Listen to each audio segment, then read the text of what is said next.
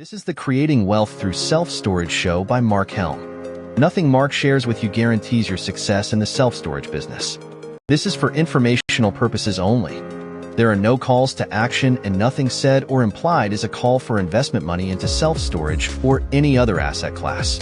You are responsible for your success in the self-storage business or any endeavor in life. Enjoy the show, and here is Mark Helm.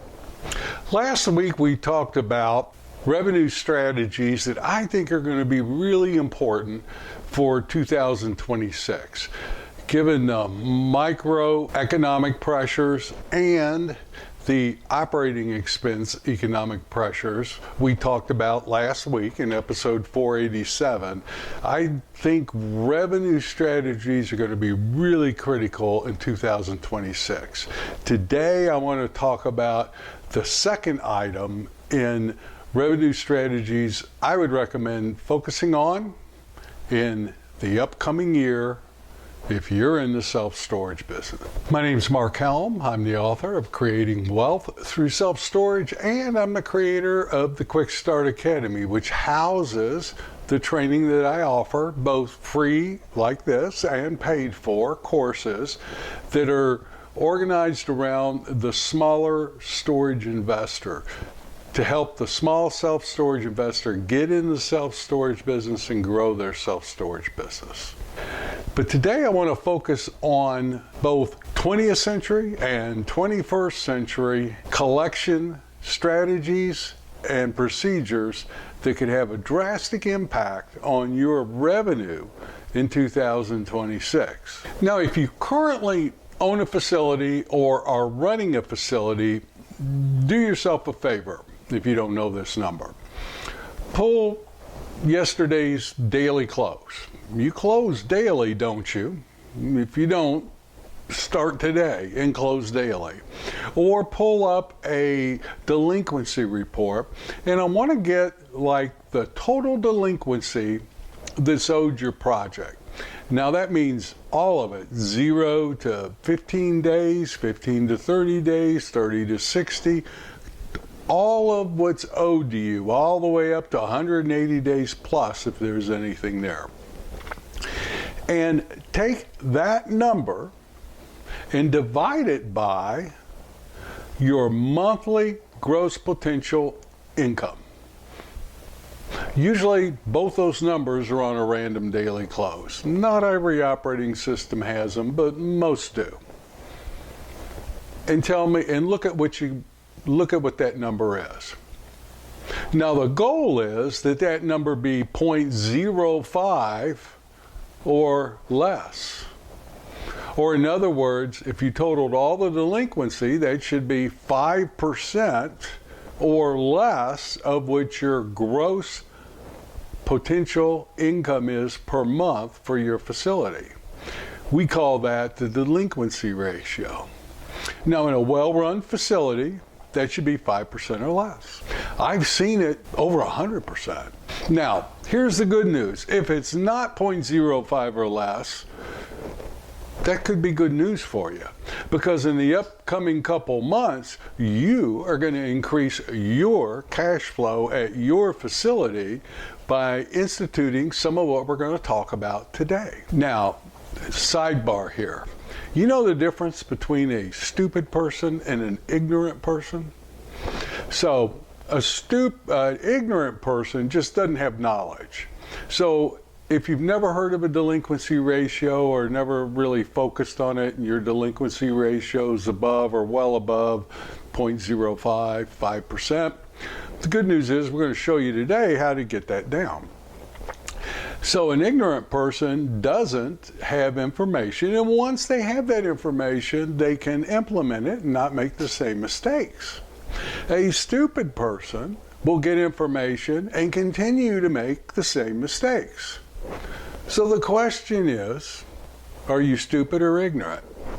Just kidding, but trying to make a point here. If you're running a stabilized facility and your delinquency ratio's over 5%, and frankly, most mom and pops I look at are, nothing wrong. Let's just change that. I think it's going to make a huge difference for you in this upcoming year. Now, the reason your facility may be over or well over 5% is somewhat unimportant, but it's usually because of one of a few things. One is you're not auctioning, or you're not auctioning soon enough. Two is you're taking payment plans. And three is just weak collections when someone's late. So let's talk about some things you can do that will impact that immediately. And we're going to start with auctions. Now, when a person is more than 30 days past due, and in most states 30 days is the magic number, that facility goes in lien. When someone goes in lien, a lien notice gets sent out. And every state has different lien laws and timing, but usually the processes are very similar state by state. The lien notice goes out and the clock starts ticking on when that unit's going to be auctioned. Now, you may have a policy or procedure in place. Ours is, if someone goes into lien, they can come in and pay me 50% of what they owe and take their stuff and go. And they don't go to lien. They just get out of their deal. Now, you don't have to do that. But if you do, make sure you apply it to everyone. But you don't have to have a policy. But the game is, you want to auction that unit and or get that unit back on the market as quick as you can. You don't want somebody in a unit who's not paying. Never, never, never allow someone to pay a little bit each month to try to catch up. Just don't do it. You're better off letting them walk and it'll pay you nothing. Just don't do that. That gums up your cash flow, and that will keep that delinquency ratio well over 5%. Look, you're running a retail business here. Auctions are good. Don't be afraid of them. Auctions are good. Auctions get people who can't pay out. You're not doing them a favor by letting them pay a little bit each month and catch up. They'll never catch up. And you're certainly not doing yourself a favor by doing that. If you want to do them a favor, let them go. But don't take little bits each month. You run a store, and auctions put inventory back on your shelf to sell. And not only that, in an auction, you'll get something. So, but literally, you get paid to create inventory. Auction quick, auction fast. Use online auction services where you can do a unit at a time. And when somebody's 30 days late, start that clock ticking and auction. Auto pay. Just assume that everyone who rents a unit from you is going to go on auto pay. I don't ask them if they want to go on auto pay. We just hand them the form. Now, if someone reacts and pushes back on it, I'm not saying they can't move in, but we tell them, look, this is our standard procedure, and it ensures you don't get a late fee and don't ever show up and can't get in your unit. And if they really push back on it, you decide whether you'll let them move in. We will probably let them move in. I never send paper invoices out. If somebody absolutely demands one, I charge $5 a month to do it. I probably need to raise that to $7 or $10 a month. But we really encourage auto pay. We assume that everyone is going to go on auto pay. I like it because I get 80% of my monthly cash flow in, 4th or 5th day of each month. Auto reminders. So that's another great thing that almost every operating system has today. If someone's not on auto pay, you can set up in your operating system that they get a text and an email on the, a day before or on the day their rent is due. And in that text and email is a link where they can pay it. Or there's a link to a website where they can do it, pay it that way. We don't send auto reminders to everyone. We send auto reminders to people who are not on auto pay. You want to make it easy for people to pay you money. Now, if your operating system doesn't have that feature in it, you need to get rid of that operating system tomorrow. And if you're not going to do that, then you need to call me so I can buy your facility at a profit to you, and I'll put in the correct type of technology to run a self-storage business today. You want to create multiple ways for people to pay you. Auto pay, auto reminders. In every communication we send out with text, email, and even letters, there will be a website address or a link where somebody can pay a bill. We want to make it very easy for people to do business with us. Never waive a late fee. Just don't do it. Look, if you've created all kinds of ways for people to pay you, and if they don't pay you on time, your business suffers. You should be compensated for that. Never waive a late fee. Set your computer up so your managers can't waive late fees. They can't take those. Once a fee hits, it can't come off. You're the only one who can take it off, or your person who's overseeing the facility on your behalf, but not the managers, not at the store level. Look, that falls under the domain of tough love, like you do with your kids, right? My wife tells me if there's a weak link in the chain, it's me, and with dogs and kids. Like I'm like at the weak link there. But with storage customers, you want to institute tough love. If they're late, they pay. If they're in lien, they go. And let's talk about collection calls. Now, I know it's harder and harder and harder today to get someone on the telephone. I know that. But here's where I think managed facilities have an advantage over automated facilities. Now, I'm not saying you can't have a great person making collection calls in a central office. I'm not saying that.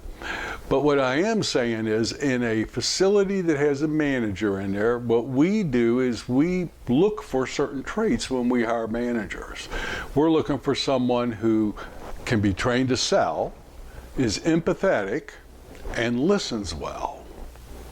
And we look for those qualities. We even test for those qualities in a manager. And the reason is because when customers in the storage business move in a facility, most customers are in some transition in their life, some change in their life. Our managers know that change often causes stress and anxiety. So when someone moves into our facilities, our managers are trained and they know the person standing in front of them most likely has some kind of stress going on in their life. And our managers are aware of that, and they treat the customer that way. And the customers, usually some type of relationship or bond is created. That's what we hope for, and very often it is, between the managers and the customers.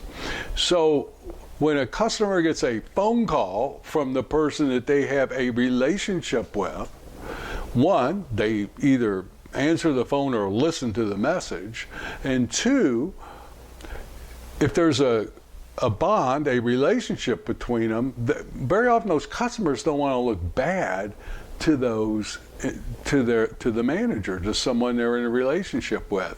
They will do, if money is tight, they'll do whatever they can to make sure that bill gets paid because they have a relationship with the manager. I've seen that over and over and over again. Now, that doesn't mean you can't be effective in collection calls with automated facilities where there is no manager and no relationship exists. It's just a lot harder.